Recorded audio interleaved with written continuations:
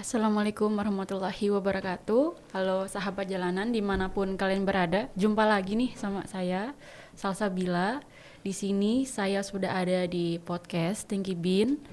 Dalam video kali ini kita kedatangan narasumber bintang tamu yang sangat spesial dari komunitas Sabar namanya.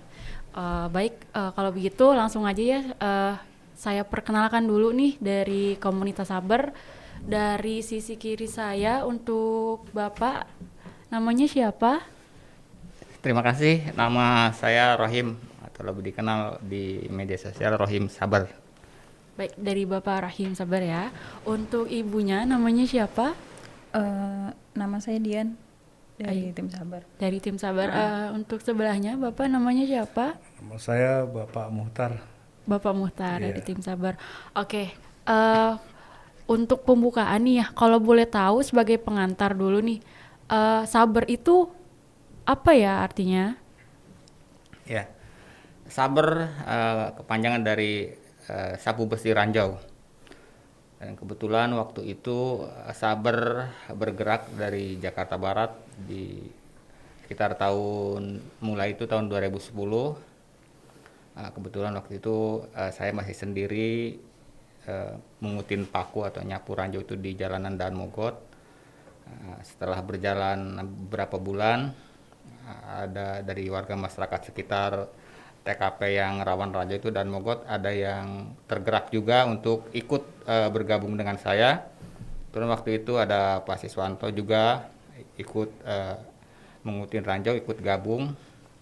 Dan alhamdulillah tanggal 5 bulan 8 2011 komunitas Sabar resmi terbentuk.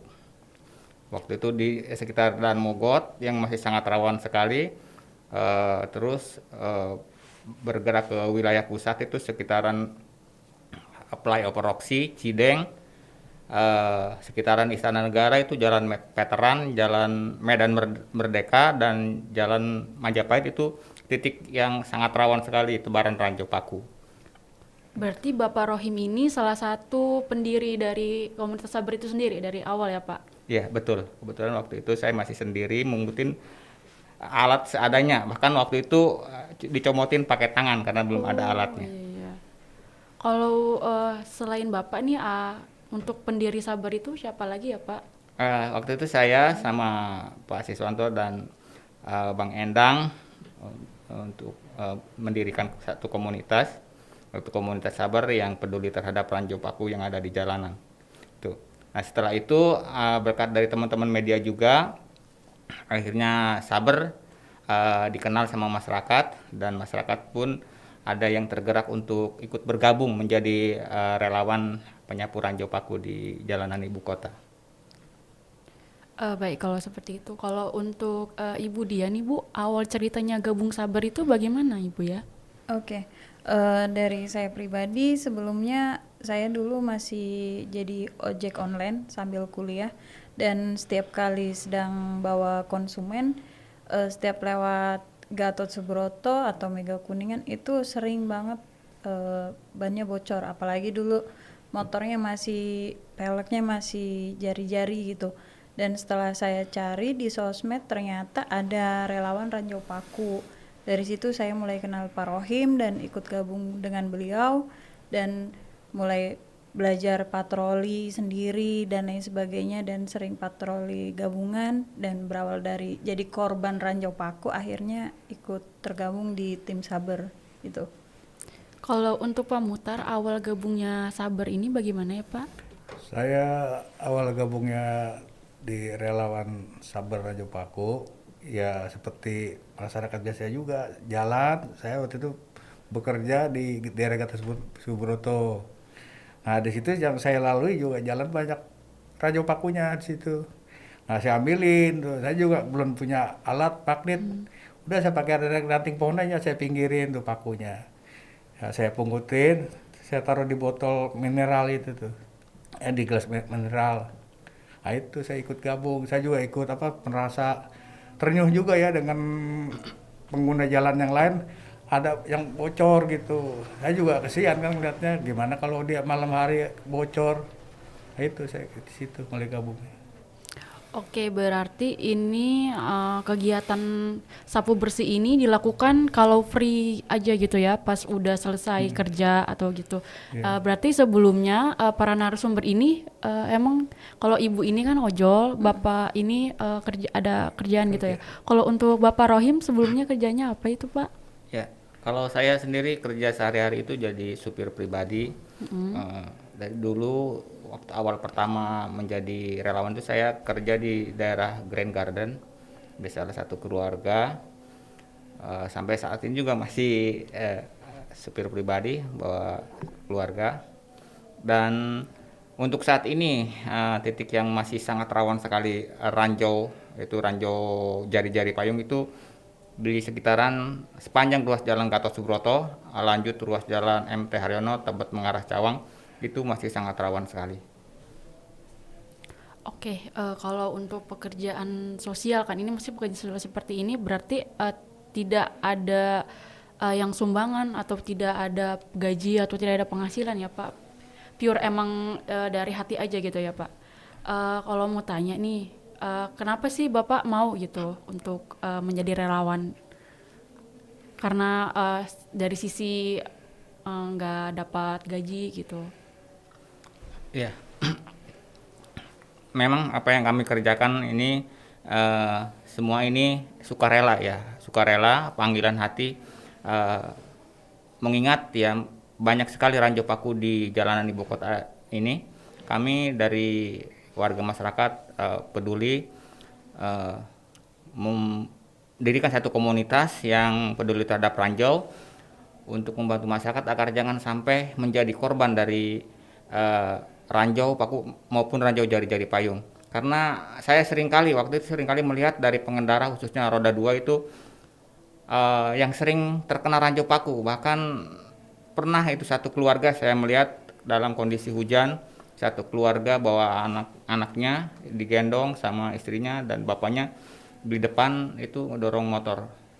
Setelah saya dekati ternyata kena ranjau paku. Dari situ saya harus aktif untuk membantu masyarakat, paling tidak untuk meminimalisir dari aksi penebar ranjau ini yang sangat membahayakan bagi pengendara.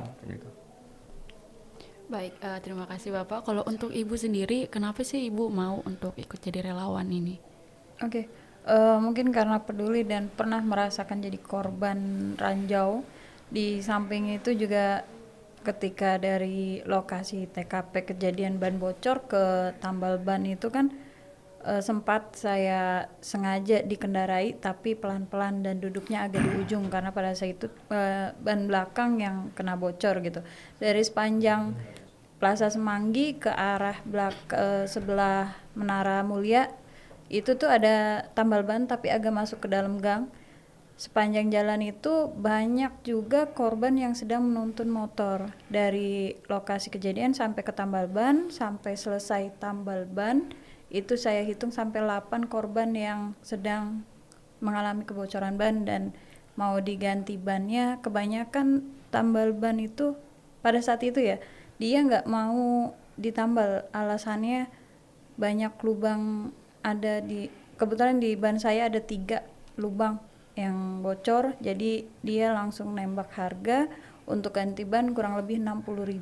Wow. Jadi dari situ sampai dengan selesai mungkin hampir 15 korban ya, karena kebanyakan itu pas nyampe ada 3 setelah sedang proses penggantian ban datang lagi sampai selesai itu saya hitung hampir 15 korban. Dari situ saya berpikir kalau seperti ini terus kasihan gitu, apalagi dalam di kota Jakarta itu kan banyak perantau. Bahkan pernah juga pada saat patroli bareng itu ada korban bapak-bapak bawa anak kecil malam-malam posisinya jam 10:30-11an itu sedang nuntun motor, anak kecilnya kasihan sekali ikut jalan ngikutin ayahnya dan kita coba samperin ternyata bannya bocor dan dia hanya pegang uang 10.000. Posisinya dia mau ke rumah sakit di Pasar Bo. Kita coba bantu boncengin anaknya sampai ke tambal ban, itu pun diminta ganti ban dan kita tawar tidak diperbolehkan. Akhirnya mau nggak mau kita bantu patungan untuk bantuin bapak itu nambal ban gitu aja sih. Heeh. Terima kasih Ibu atas jawabannya. Kalau untuk Bapak Muhtar, Kalau saya sih menjadi relawan Rajo Paku itu saya tulus ikhlas saja. Saya tidak berharap materi, saya ya cari kebaikan, berlomba-lomba untuk mencari kebaikan. Kalau saya di situ, itulah cirian kita di akhirat. Kalau kita berbuat baik kan, nanti di akhirat kita dapat pahala, dapat berkahnya. Nah itu di situ. ya baik, terima kasih. Kalau berarti nih dalam pengoperasiannya ini gimana sih tata caranya? Atau gini dulu deh, pernah nggak kalau pas lagi patroli gini ada oknum yang ngelihat sedang ngambil paku gitu, dan oknum ini oknum yang penjahatnya gitu, yang nebarin paku, pernah ada gesekan nggak kayak gitu? Ya, Coba bisa diceritain Bapak kayak gimana? ya, emang pengalaman kita di lapangan ya gesekan sama diduga oknum penebarannya itu bahkan mungkin sering. Bahkan dulu awal sekali saya menjadi relawan itu masih anggotanya baru 3 orang. Saya pernah lagi ngambil paku itu dan mogot itu diduga dari penebar ranjau itu, mereka teriak ngomong kasar. Kebetulan saya lagi ini jongkok, saya ditendang. Alhamdulillah bisa ngindar, dan kebetulan saya megang paku yang habis saya ambil pakai tangan, saya lemparin ke pengendara yang dibonceng, itu kena dan dia loncat. Saya pikir ribut nih. Saya udah siap dengan segala risiko. Akhirnya saya hadepin. Tapi alhamdulillah mereka keder juga kali. Akhirnya mereka langsung pergi.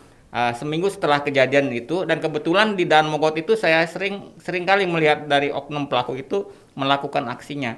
Itu modusnya itu waktu di Daan Mogot itu ranjau yang ditebar itu mereka bungkus pakai kotak korek api dikeluarin itunya, pentolan yang buat ininya diisi paku. Itu paku ukuran 4 cm. Ada 4-5 bungkus, itu sambil pakai kendaraan roda 2, itu si ranjau yang dibungkus kotak korek api dijatuhin di tengah. Saya sering kali itu mergokin itu. Sampai saya ciriin kendaraannya, itu pakai kendaraan sepeda motor. Dan kebetulan waktu itu sebelum disebar itu saya bersama teman di taman kota itu, karena saya sudah kesel itu di Uber itu si pelaku penebar ranjau, dan akhirnya ketangkap setelah digeledah di kantong celana itu ada 4 bungkus kotak korek api yang isinya paku. Akhirnya karena di pinggir jalan itu masyarakat pengendara jalan itu ramai. Akhirnya setelah tahu itu penebar ranjau, akhirnya ya ramai lah masa. Dan akhirnya diserahkan ke petugas di Polsek Cengkareng. Pelaku diproses sampai sidang di Pengadilan Jakarta Barat. Tuh. Sampai masuk ke pengadilan ya? Iya. Itu tahun 2011. Dan tahun 2013 juga alhamdulillah saya bersama dari teman komunitas Orange juga berhasil menangkap diduga pelaku penebar ranjau itu daerah Cideng, Gaya Simasari. Pelaku bernama Bejo alias Ali Usman. Itu setelah menebar ranjau berhasil kita cegat. Kebetulan waktu itu di jalur busway, pelaku berhasil kita tangkap, dibantu juga sama warga sekitar. Setelah tahu itu pelaku penebar ranjau, dan akhirnya ya masa yang marah akhirnya nggak ke Bandung lagi, dikeroyok, dan akhirnya kendaraannya pun ikut jadi korban sampai angus. Nah dari situ. Dan untuk pelaku yang di Daan Mogot waktu itu bernama Ardi CS. Itu joki, jadi suruhannya. Dia ada 2 tambal ban itu di jembatan gantung, sama di dalam di dekat warung dari pelaku gitu. Kalau untuk komplotan itu yang ketangkap polisi, yang lagi nebar paku aja, yang lebih nebar paku aja, atau ke orang-orang yang punya tampal bannya juga diperiksa atau ditutup gitu tempat usahanya? Ya, untuk di Daan Mogot itu yang tertangkap itu joki, dia bosnya ada lagi itu suruhannya itu Daan Mogot. Kalau untuk yang di Jakarta Pusat itu dia pelaku sekaligus pemilik bengkel tambal ban. Itu dia punya 2 juga tambal ban di depan pinggir jalan raya Hasim Asari, juga masuk ke dalam ke jalan Aldirus itu. Nah, itu sebetulnya bejo untuk wilayah yang di wilayah pusat itu sebetulnya udah 2 kali tertangkap. Waktu itu pernah tertangkap, tapi karena mungkin kurang bukti dilepas lagi, dan akhirnya kedua juga alhamdulillah berhasil ditangkap. Setelah tertangkap pelaku di Jakarta Pusat, waktu itu memang ada jeda sekitar hampir 1 bulan itu steril untuk wilayah Roksi, Cideng, sekitaran Istana Negara itu steril. Bersih, nggak ada ranjau paku. Ada ranjau paku. Tetapi setelah 1 bulan lebih, pertamanya ada sedikit. Lama-lama akhirnya ya masih rawan juga. Sampai akhir tahun 2017 untuk wilayah Jakarta Pusat itu masih rawan. Akhir 2017 sampai sekarang alhamdulillah untuk wilayah Cideng sampai kawasan Ring 1 itu aman, steril. Ya, Pak Rohim, ngomong-ngomong nih Pak, alat yang dipakai itu kayak gimana ya Pak? Ya, saya mungkin di sini ada bawa salah satu contoh alat yang kecil. Alatnya seperti ini alat yang paling kecil ini saya. Ada juga alat yang panjang yang ditarik pakai ada rodanya dari kelahar, itu 1 meter lebih, itu punya tim kalau lagi penyapuan bareng. Dan ini salah satu alat yang kecil tetapi simple karena ini magnet neodymium. Magnet neodymium ini daya sedotnya cukup kuat. Ini seperti ini. Wow. Ini dan ini tadi pagi bersama tim saya ada dapat oleh-oleh ranjau jari-jari payung di Gatot Subroto. Ini ada alat yang paling kecil juga, alat yang magnet yang bulat seperti donat diikat. Itu rata-rata anggota pakainya itu. Kalau saya ini pakai ini karena lebih simpel, bisa taruh di stang motor. Setelah ini dilepit, baru nanti ranjaunya kita setelah patroli dikumpulin. Kalau untuk penyapuan bareng kita ada alat yang panjang, ada beberapa alat yang panjang, itu alatnya. Coba boleh saya pegang Pak, maaf. Nah, itu jenisnya jenis ranjau jari-jari payung. Ranjau ini ada beberapa jenis, ada ranjau paku yang terbuat dari paku, dan ada jari-jari payung yang rangka payung digunting-gunting. Dan ini ranjau yang paling berbahaya karena ban jenis tubeless pun bisa kempes. Oh ini nih jari-jari payung. Iya ini. betul. Kalau tubeless terkena ranjau paku, kalau tidak dicabut tidak langsung kempes. Tetapi kalau terkena ranjau jari-jari payung, biar tubeless tetap kempes karena dia ada celah di tengah, bisa keluar angin. Ini contoh alatnya. Alat yang paling kecil tapi simple. Kecil tapi simple ya.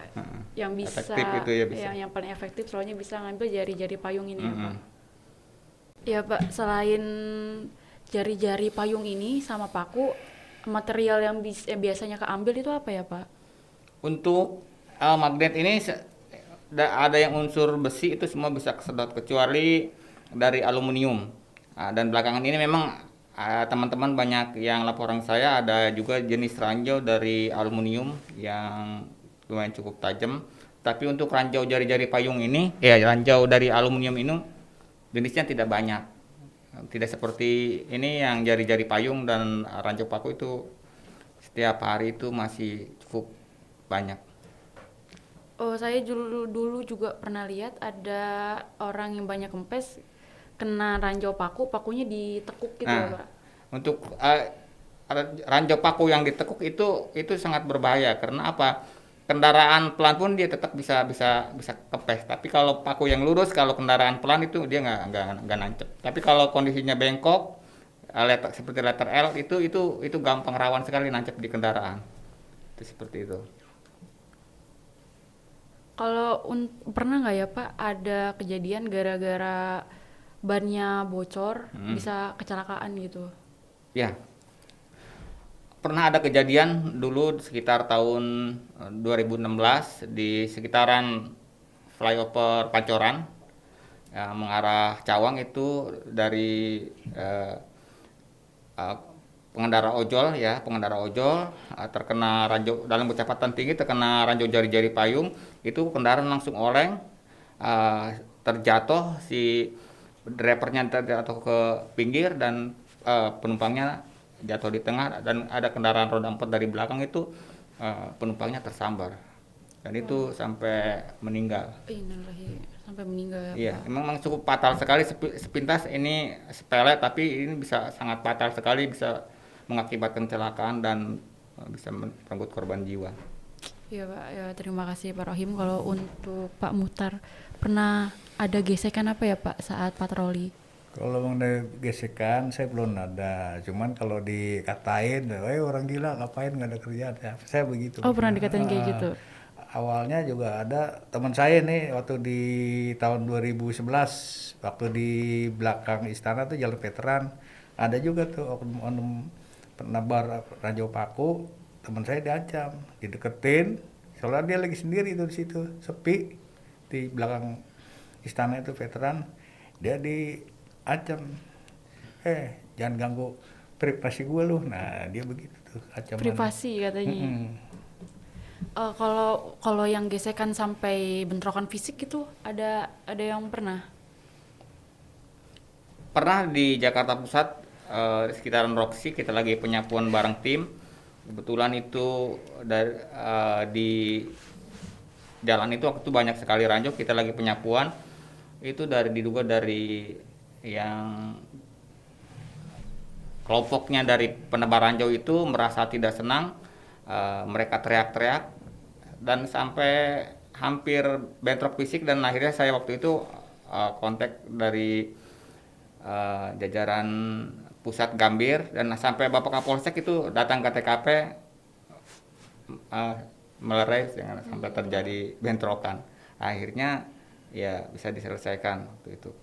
Tetapi ya saya seringkali bahkan saya ini kepala ketabrak roda 2 sampai pitak, 12 jahitan juga, bahkan ancaman via pesan singkat mau dibunuh juga. Sampai diancam kayak gitu Pak? Iya, karena waktu itu ya nomor saya memang dibuka untuk publik, untuk pengaduan seputar ranjau paku. Tapi alhamdulillah sampai saat ini saya masih selamat. Alhamdulillah. Kalau untuk Ibu Dian, Ibu kan perempuan ya, apa ada rasa takut nggak sih Bu kalau mendengar cerita dari kawan-kawan? Oke, untuk rasa takut mungkin belum ada ya, tapi untuk waspada itu perlu, karena pernah juga kejadian pulang dari kantor, ada rekan saya juga main, kebetulan kita mau olahraga, dan ternyata dari kantor itu sepeda motornya itu bannya mulai kurang angin. Pas saya nanya habis lewat mana, habis dari Gatsu dan kecepatannya cukup tinggi. Dari situ saya langsung inisiatif karena saya udah tahu ada tambal ban baru juga daerah Mega Kuningan, dia tepatnya di Puri Denpasar, dan di situ ketika saya iseng nanya tambal ban, dia sempat ambil gambar saya, entah itu buat di-share ke grup atau apa. Pada saat itu saya nanya, untuk apa ya Pak? Dia langsung ngelak. Tapi saya ngerasa di foto, karena pada saat itu saya sedang ngangkat telepon, agak jauh dari tambal ban itu, dia sedang nambal ban tapi sambil ngasih unjuk handphone kayak seakan-akan memang foto gitu, dan kebetulan suara kameranya itu kencang gitu ya. Tapi ketika ditanya dia nggak jawab, istilahnya mengelak tapi sambil senyum-senyum. Dan dari situ saya langsung inisiatif, ini kayaknya oknum deh. Tapi udahlah, lepas dari itu semua, saya pura-pura saja pinjam motor atau motor orang gitu, karena khawatirnya nanti diciri-ciriin gitu. Makanya saya tekniknya sering gonta-ganti motor sama helm gitu aja sih. Biar nggak diciri, tekniknya ganti motor sama helm gitu. Iya, karena soalnya sering ke situ ya. Iya, dan memang kantor saya itu lokasinya di Mega Kuningan. Jadi kalau misalkan lewat Gatsu udah pasti lewat entah itu oknum atau bukan ya, tambal ban yang dimana memang titiknya itu yang sering ada korban berhenti di situ, dan ada 3 tambal ban dari Menara Mulia sampai ke arah Jam Sostek itu kan ada 3 tambal ban, yang agak masuk juga ada, bahkan sekarang ada tambal ban yang buka juga, itu juga sama sistemnya agak masuk ke dalam, jadi bukan pinggir jalan Gatsunya, beda sama yang sebelum Plaza Semanggi. Kalau sebelum Plaza Semanggi itu kan tambal ban deketan, paling 10 meter itu ada 3 tambal ban, tapi kalau yang agak majuan dikit itu agak masuk ke dalam itu sih. Oke, Budian ini kan sambil kerja ya. Berarti kalau untuk patroli ngambil pakunya itu biasanya dilaksananya itu kapan ya, Bu? Oke, untuk patroli sendiri saya itu dulu kan call center, masuk jam 6 pulang jam 3. Biasanya dari jam 3 sampai jam 5 itu keliling. Jadi dari kantor saya di Mega Kuningan saya muter dulu ke arah Tanah Abang, terus ke Selipi, baru ngikutin ke Gatsu. Tapi biasanya itu dari jam 3 sampai jam 4 itu udah steril. Mulai banyaknya itu mendekati jam-jam sibuk, 4:30 atau apa. Makanya ketika pulang kerja dulu itu saya narik Gojek dulu. Dari setelah narik Gojek, ketika nggak dapat konsumen, baru di situ saya patroli dan menggunakan tongkat lalu lintas, tongkat lalin yang dimana ditempelin magnet yang bulat neodymium juga, dia agak kuat. Dari situ kadang malam juga pas lagi narik biasanya patroli juga. Berarti Ibu selalu bawa alatnya gitu kemana-mana, mau kerja apa mau narik Gojek juga? Iya benar, itu tongkat lalin itu panjangnya yang nggak terlalu panjang sih, kurang lebih 30 atau 20 sentian. Nah itu ada lampunya, jadi ada fluidnya, ada lampunya, ketika malam hari ada tanda gitu. Karena kadang ketika kita bawa rompi, itu kan terlalu padat di atasnya. Biasanya misalkan lagi nggak bawa rompi, pakai tongkat lalin, itu cukup kasih pertanda ke pengendara lain gitu. Kalau lagi ada operasi gitu? Kalau lagi ada operasi ranjau paku atau apa gitu. Tapi kadang sih pakai rompi juga gitu. Fleksibel sih, nggak harus Rompinya pulang berarti kerja. rompi saber gitu? Iya, rompi kebetulan pernah dapat juga dari anggota Saber, rompi yang dimana memang itu pemberian gitu untuk tanda warna hijau gitu, biar dari jauh itu untuk pengendara yang Kelihatan kecepatannya gitu tinggi ya? kelihatan. Kalau misalkan warnanya biasa nggak menyala, bahaya gitu. Oh iya betul. Soalnya kita jalan pelan kan ya? Pelan, dan kadang ranjaunya itu nggak cuma di pinggir, di tengah, kadang sebelah kanan atau sebelah kiri gitu. Biar merata gitu kan ambilnya. Oke, kalau untuk Bapak mutar biasanya kapan tuh Pak? Kalau saya lihat situasi di situ, saya waktu masih kerja nih ya, waktu saya masih kerja, itu saya jam 6 tuh sudah keluar rumah untuk 6 ngambilin pagi? jam 6 pagi ya, jam 6 pagi untuk keluar rumah untuk ngambilin paku. Di situ rawan-rawan dan ranjau paku, lagi juga padat-padatnya orang lalu lalang tuh pada untuk Berangkat bekerja kerja. ya. Ya di situ saya operasi ranjau pakunya di situ. Pakai magnet yang panjang tuh, saya juga punya, saya rangkai sendiri 50 cm panjangnya. Berarti bawa tiap hari itu Pak? Itu nggak selalu tiap hari. Kalau saya lihat, kalau saya pusing untuk kerja, saya ngambil yang kecil, yang bundar aja itu. Tapi kalau untuk yang lagi nggak kerja nih, saya ambil yang panjang. Itu, saya pakai itu. Oh ya, terima kasih Bapak. Kalau untuk Bapak Rohim biasanya untuk jam-jamnya itu jam berapa aja Pak? Hari apa gitu? Kalau saya sih alhamdulillah setiap pagi sebelum kerja itu dari rumah sekitar jam 6, karena jam 6 lewat itu melewati titik rawan ranjau itu di sepanjang ruas jalan Gatot Subroto, mulai dari Selipi saya patroli, Selipi, Senayan, Semanggi, sampai depan Balai Kartini.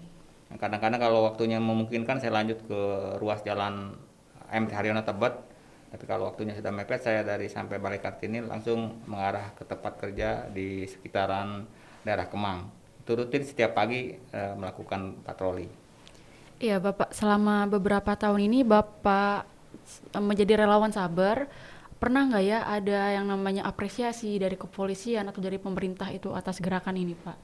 Ya, alhamdulillah dulu waktu pertama kali kami dari komunitas Saber ini mendapat apresiasi dulu waktu itu dari Bapak Wali Kota Jakarta Barat sekitar tahun 2011 itu dari Bapak Haji Burhanuddin. Beliau kebetulan wilayah Barat itu awalnya kita di wilayah Barat, dan kebetulan beliau mengetahui kegiatan kami dan kami diundang waktu itu ke Wali Kota Jakarta Barat mendapat apresiasi. Dan setelah beberapa bulan kemudian setelah kami berhasil menangkap pelaku yang di Daan Mogot. Dari Polda Metro akhirnya mengundang kami, Bapak Kapolda langsung itu waktu itu Bapak Dr. Andes Dirjen Pol Untung S. Rajab memberikan kami apresiasi, piagam penghargaan dan alat-alat, juga rompi yang kita pakai dengan logo tim Saber ini resmi pemberian dari Bapak Kapolda Metro. Kita diangkat jadi Polmas, itu polisi masyarakat, menjadi binaannya di Polda Metro. Dari masyarakat juga alhamdulillah yang mengapresiasi ya kegiatan kami di jalanan. Bahkan kita juga ada yang bantu ngasih magnet, peralatan itu seperti jaket, jas hujan, ada dari masyarakat alhamdulillah yang peduli dengan kegiatan kami di jalanan. Kami mengucapkan terima kasih banyak untuk masyarakat. Dari teman-teman nih, ada nggak sih cerita yang mau dibagiin, apa cerita yang menegangkan, cerita yang unik gitu? Ya, selama kegiatan kita di lapangan atau di jalanan itu memang banyak cerita yang unik, yang menegangkan juga ada. Saya beberapa kali, sering kali mengalami cerita, bahkan saya sendiri pernah kecelakaan juga, ditabrak diduga ya dari oknum pelaku, mau berantem di jalanan. Dari masyarakat juga yang tiba-tiba kita lagi patroli, nyamperin ngasih sesuatu, itu ada. Semua anggota itu ada cerita, bahkan ada beberapa anggota yang ketika melakukan patroli mungkin karena saking asiknya menyapu ranjau, itu parkir kendaraan itu kurang diperhatikan. Itu waktu di Cideng ada anggota kita itu yang karburator motornya itu dirusak. Bahkan ada yang dari anggota Bekasi yang ketika lagi penyapuan di belakang istana itu di jalan veteran, itu jok kendaraannya itu disilet, itu sobek. Setelah selesai oknum tuh, Pak. Diduga sama oknum penebar ranjau, itu setelah selesai penyapuan kembali ke kendaraan, kendaraannya itu joknya udah sobek panjang, seperti disilet itu. Diteror kayak gitu ya, Pak? Iya. Mungkin untuk Pak Muhtar ada pengalaman sewaktu melakukan kegiatan? Ya, saya juga sedikit ada waktu di flyover Senayan tuh. Saya lagi nyaber, ada sisa paku tinggal satu di tengah jalan. Cuman saya belum bisa ambil tuh, karena apa? Banyak mobil yang lalu lalang cepat sekali tuh. Saya tunggu sampai mobil renggang gitu. Nah, tiba-tiba pas saya mengambil, pakunya udah kelindes ban mobil ke bawah. Iya, itu begitu. Terus ada lagi, saya tengah malam tuh di BPK ya, di Selipi situ. Saya jam 11 tuh, Jabar di situ. Saya di tengah jalan dekat pintu tol, tiba-tiba dari ujung jalan sana ada mobil nikung kencang. Saya nggak bisa nyebrang tuh, mau ke sana kagak bisa, mau ke arah pintu tol nggak bisa. Udah saya diem aja, saya kayak matador gitu. Mobil saya hadapin.